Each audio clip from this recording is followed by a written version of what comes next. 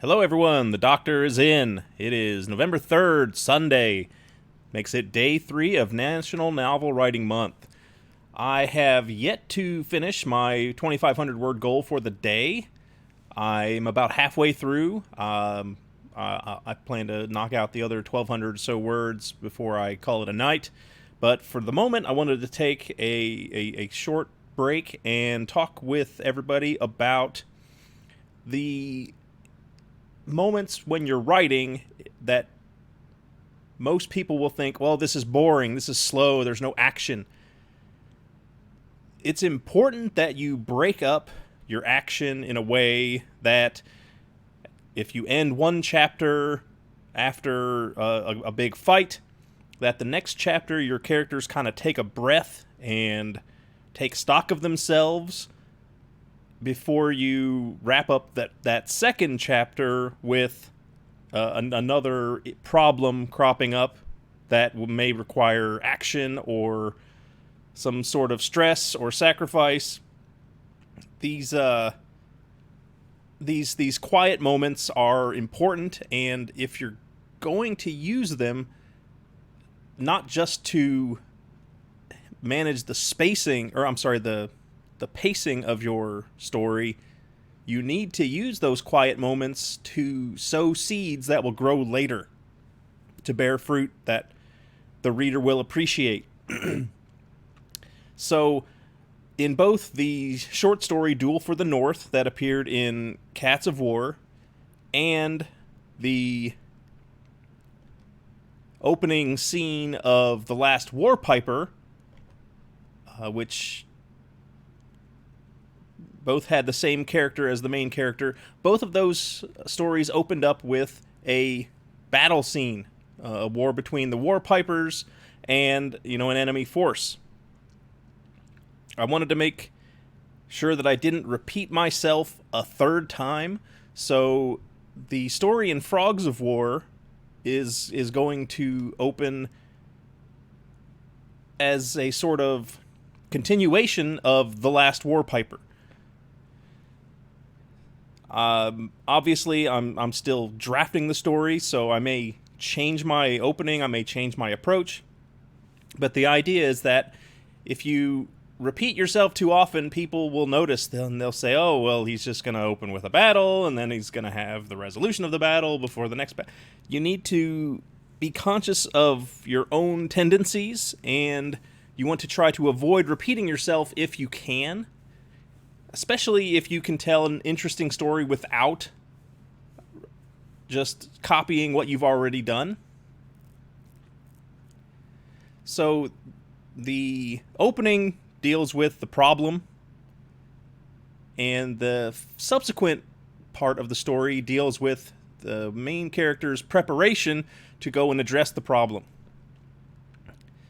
Now, this is sort of like in an action movie when the main character is gearing up, getting all their guns loaded and strapping on all their knives or whatever. The reason action movies do that is so that the viewer knows, oh, he put a pistol on. He's probably going to use a pistol. He put a knife on. I bet he's going to stab someone. You don't want the character pulling weapons out of nowhere if you didn't show the viewers those weapons being readied by the character. In the same way, I want to make sure that everything the main character will use later in the story when he does run into some conflict has already been established as something he took with him. I don't want...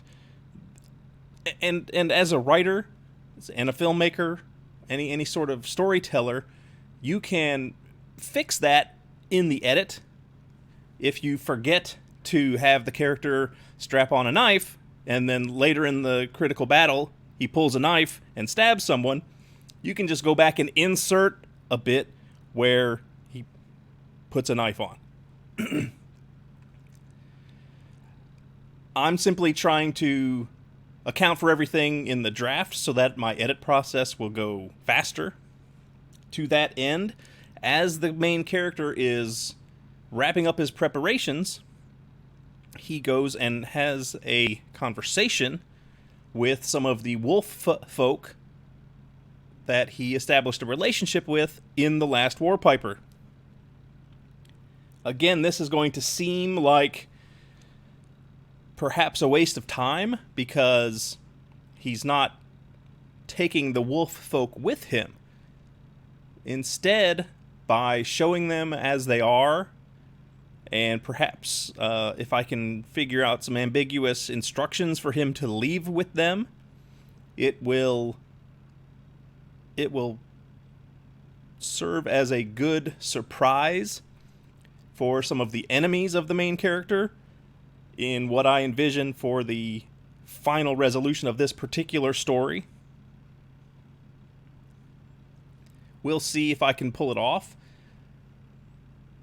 As I'm at about 6,200 words. I'm aiming for around 20,000.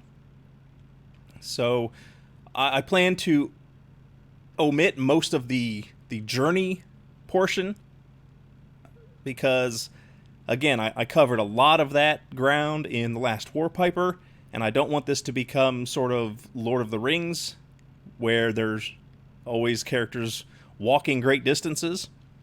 So I intend to omit that part of the story and simply have the characters arriving at their destination. Again, I'm not repeating myself. I'm not focusing on issues that are less important for the overall story.